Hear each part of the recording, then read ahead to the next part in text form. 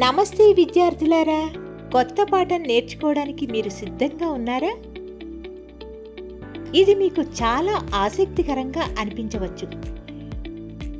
మీ సెలవుల్లో ఏ ప్రదేశాలను మీరు సందర్శించారు?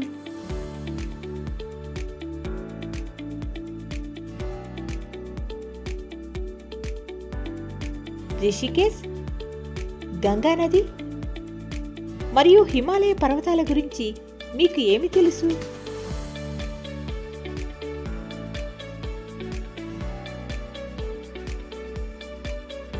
రాజస్థాన్ మరియు పూరీ వంటి ప్రాంతాల ప్రత్యేకత ఏమిటి? హిమాలయాల పర్వతాలు చాలా చల్లగా ఉంటాయి. ఓక్స్, పైన్స్ మరియు దేవదార్ వంటి అనేక రకాల చెట్లకు అవి నిలయంగా ఉన్నాయి.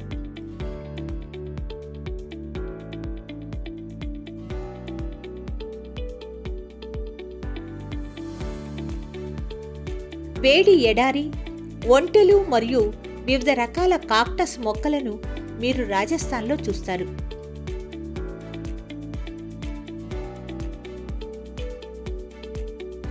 సరుగుడు చెట్లతో నిండిన సముద్ర తీరంతో కూడిన అందమైన ప్రదేశం పూరి.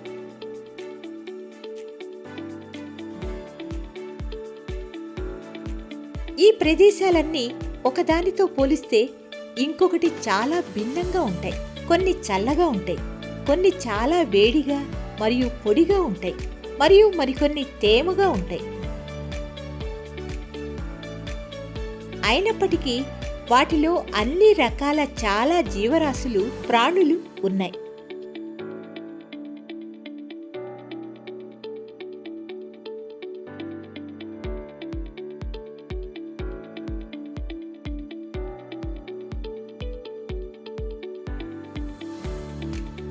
ఇప్పుడు భూమిపై ఎటువంటి జీవరాశులు లేని ప్రదేశం గురించి ఆలోచించడానికి ప్రయత్నించండి. మీ ఇంటిలో మీరు ఏ జీవరాశులను చూస్తారు? దోమలు, చీమలు, బొద్దింకలు, సాలెపురుగులు, బల్లులు మరియు అనేక ఇతర కీటకాలను చూస్తారు. ఇంటి బయట జీవరాశులు లేని ప్రదేశాలు లేవని అనిపించవచ్చు.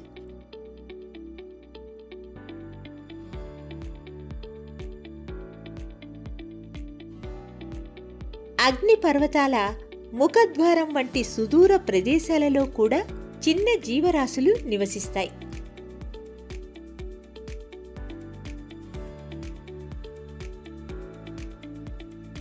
అభ్యాస ఫలితాలు. ఈ అంశాన్ని అధ్యయనం చేసిన తరువాత మీరు వీటిని చేయగలరు. వివిధ పరిసరాల్లో ఉండే జీవరాశులను గుర్తించగలరు. ఆవాసాలు మరియు అనుకూలనాల గూర్చి అర్థం చేసుకోగలరు.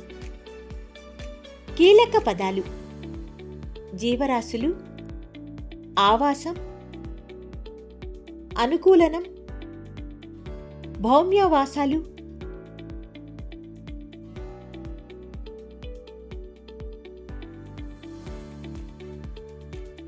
జలావాసాలు,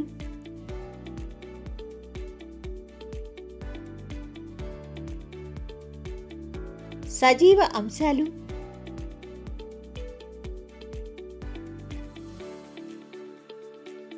నిర్జీవ అంశాలు.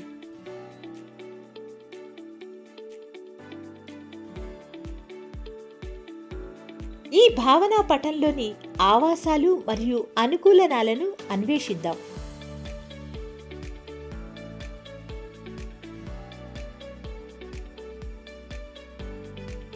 పైన పేర్కొన్న ప్రదేశాలలో ఉండే వివిధ రకాల జీవరాశుల గురించి మీకు తెలుసా?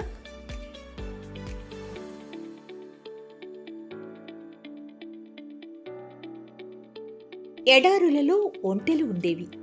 మేకలు మరియు జడల బర్రెలకు పర్వతాలు నిలయంగా ఉండేవి. సముద్ర తీరంలో పీతలు మరియు సముద్రంలో మత్స్యకారులు పట్టుకున్న వివిధ రకాల చేపలు వంటి ఇతర జీవరాశులు పూరీనందు ఉన్నాయి. ఈ ప్రతి ప్రాంతంలో కనిపించే మొక్కల రకాలు ఇతర ప్రాంతాల కంటే చాలా భిన్నంగా ఉంటాయి. మీరు వివిధ ప్రాంతాలను మరియు ఆ ప్రాంతాల్లో కనిపించే మొక్కలు మరియు జంతువులను జాబితా చేయగలరా? ఎడారులు మరియు సముద్రాల వంటి ప్రాంతాలలో మనం గణనీయమైన వైవిధ్యాలను గమనిస్తాం. సముద్రంలో మొక్కలు మరియు జంతువులు ఉప్పు నీటితో ఆవరించబడి ఉంటాయి. చాలా వరకు అవి నీటిలో కరిగిన ఆక్సిజన్ను ఉపయోగించుకుంటాయి. ఎడారిలో చాలా తక్కువ నీరు లభ్యమవుతుంది. ఎడారిలో పగటిపూట విపరీతమైన వేడిగాను, రాత్రిపూట చాలా చల్లగాను ఉంటుంది.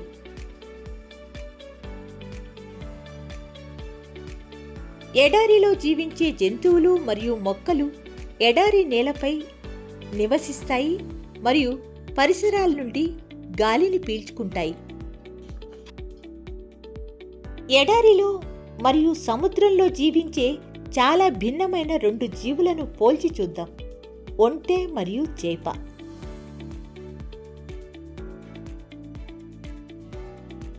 ఒంటె యొక్క శరీర నిర్మాణం అది ఎడారి పరిస్థితుల్లో జీవించడానికి సహాయపడుతుంది.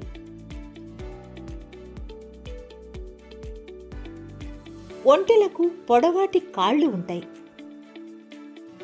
ఇసుక వేడి నుండి ఇవి తమ శరీరాలను దూరంగా ఉంచుతాయి.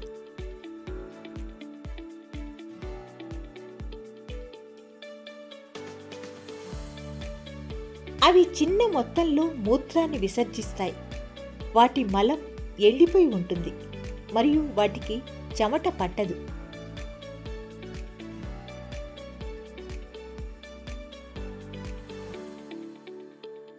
ఒంటెలు తమ శరీరం నుండి చాలా తక్కువ నీటిని కోల్పోతాయి కాబట్టి అవి నీరు లేకుండా చాలా రోజులు జీవించగలవు.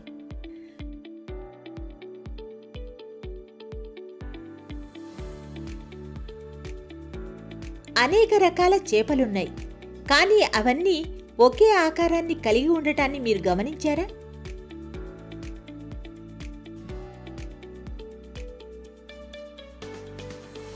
అన్ని చేపలు ప్రవాహమయ ఆకృతిని, అంటే నీటి ప్రవాహానికి సాధ్యమైనంత తక్కువ ప్రతిఘటనను అందించేలా రూపొందించబడిన శరీరం కలిగి ఉంటాయి.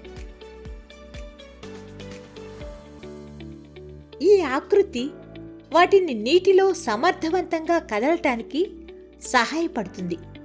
చేపలు వాటి శరీరాలపై జారే పొలుసులను కలిగి ఉంటాయి. ఇవి వాటిని కాపాడుతాయి మరియు నీటిలో సులభంగా కదలటానికి సహాయం చేస్తాయి. వాటికి సమతలమైన రెక్కలు మరియు తోకలు ఉంటాయి. ఇవి దిశను మార్చటానికి మరియు నీటిలో సమతుల్యతను కాపాడుకోవడానికి సహాయపడతాయి. నీటిలో కరిగి ఉన్న ఆక్సిజన్ను ఉపయోగించుకునేందుకు చేపలకు మొప్పలు సహాయపడతాయి. అన్ని జీవరాశులు వాటి సహజ వాతావరణంలో జీవించడంలో సహాయపడే నిర్దిష్ట లక్షణాలను కలిగి ఉంటాయి. జీవరాశి ఒక ప్రదేశంలో సహజంగా జీవించడానికి వీలు కల్పించే నిర్దిష్ట లక్షణాలు లేదా కొన్ని అలవాట్లను అనుకూలనం అంటారు.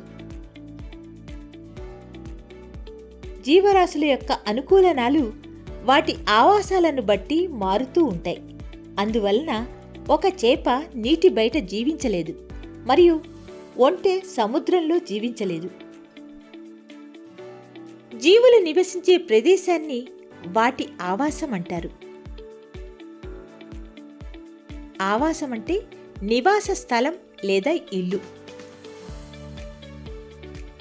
జీవరాశులకు కావలసిన ఆహారం, నీరు, గాలి, గూడు మరియు ఇతర అవసరాలను ఆవాసం అందిస్తుంది. అనేక రకాల మొక్కలు మరియు జంతువులు ఒకే ఆవాసంలో జీవించగలవు.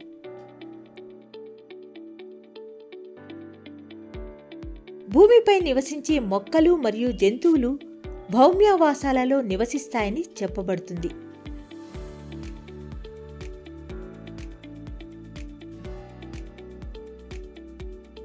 అడవులు, గడ్డి భూములు, ఎడార్లు, తీర ప్రాంతాలు మరియు పర్వత ప్రాంతాలు భౌమ్యావాసాలకు ఉదాహరణలు.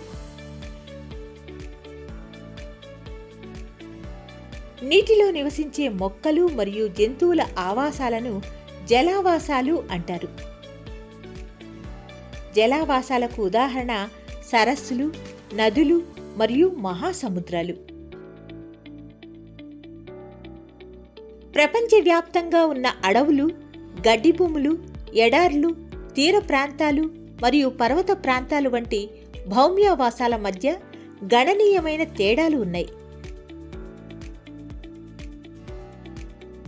జీవరాశులు అనగా మొక్కలు మరియు జంతువులు రెండు నివాస స్థలంలో జీవిస్తాయి. వీటిని సజీవ అంశాలుగా పరిగణించాలి. రాళ్లు, నేల, గాలి, సూర్యకాంతి, వేడి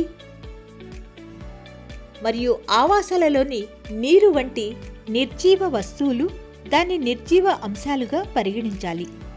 విత్తనాలు మొలకెత్తి చిన్న మొక్కలుగా పెరగటంలో కొన్ని నిర్జీవ కారకాలు మరియు వాటి ప్రభావాలను పరిశీలిద్దాం. కొన్ని శనగలు మరియు మొక్కజొన్న గింజలను నానబెట్టి వాటిని మొలకెత్తనివ్వండి. ఒక విత్తనం మొలకగా మారినప్పుడు అది మొలకెత్తిందని చెబుతారు.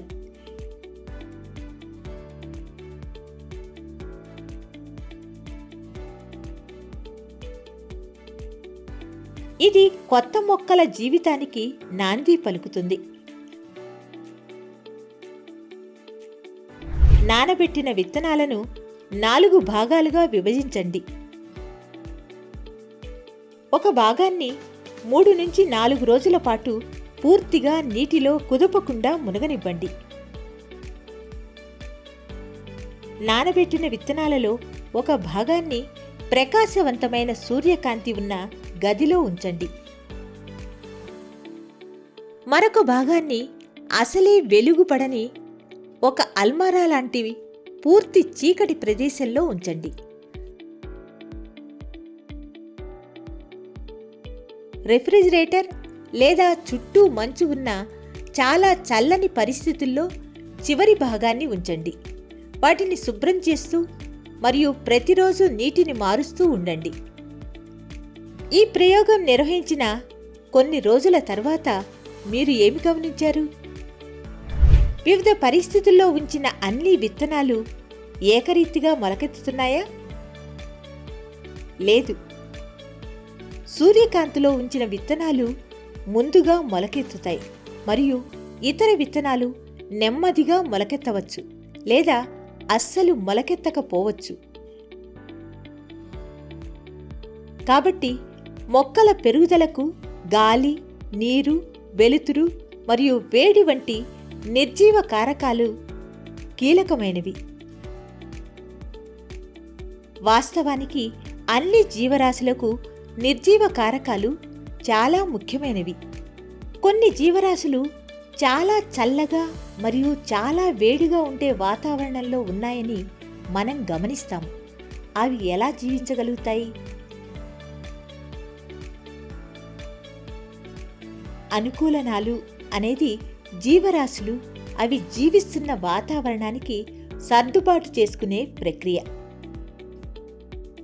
ఒక ప్రాంతంలో ఉండే నిర్జీవ సంబంధిత కారకాలు చాలా నెమ్మదిగా మారతాయి కాబట్టి అనుకూలనం త్వరగా జరగదు.